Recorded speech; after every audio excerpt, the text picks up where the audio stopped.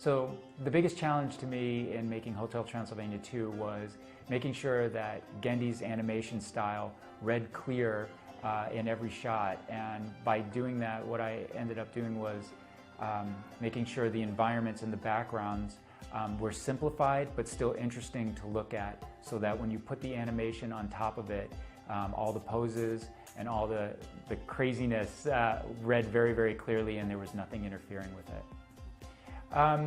I think we learn a little bit of history in the new locations, like the vampire camp.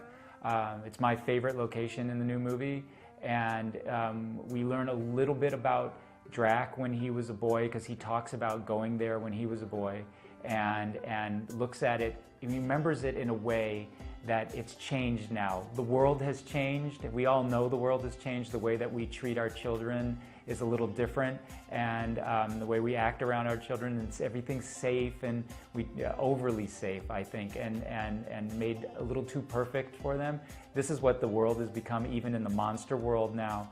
And Drac now, when he's kind of taken aback that this isn't quite the same place that he remembers when he was a kid.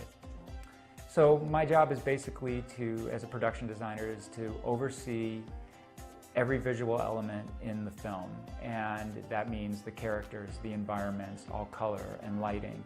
I have to see it first when we're developing it in our visual development team, and then I get to oversee it again when we're building it actually in 3D, what becomes the final movie. So working with a director, what I always tell people is you need to be a good listener, because you need to make sure that you're hearing on a daily basis. Directors will constantly have different influences, ideas, and sometimes they'll just say it quickly, and if you're not listening and paying attention, you'll miss that. But it could be something very, very key to helping you design a part of the movie. So I try to listen as much as I can to, because in the end, all I'm trying to do is get the director's vision onto the screen. So the more I can listen, the better listener I can be with Gendy, the more I can get his vision up on the screen. Everything is driven by story for me. And then I try to use my style and use my artistic ability to help tell that story.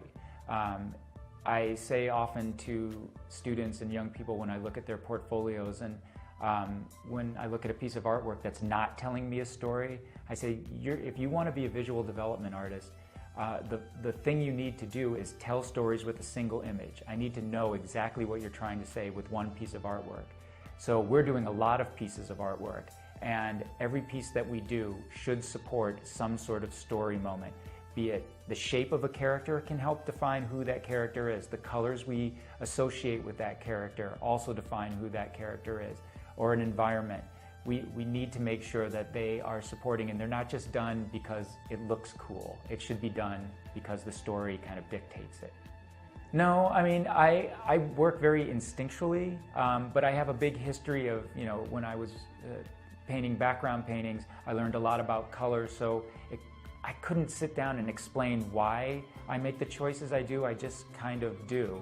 But if you're asking me about things personally that I love to do, being the lead designer on a movie means I get to kind of hide things in the movie that they only mean something for me, like my daughter's birthday or her name in something. I will hide things like that, or even the names of my visual development artists.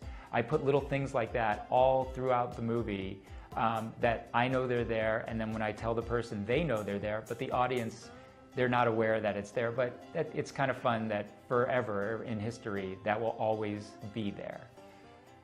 That's it. Thank you.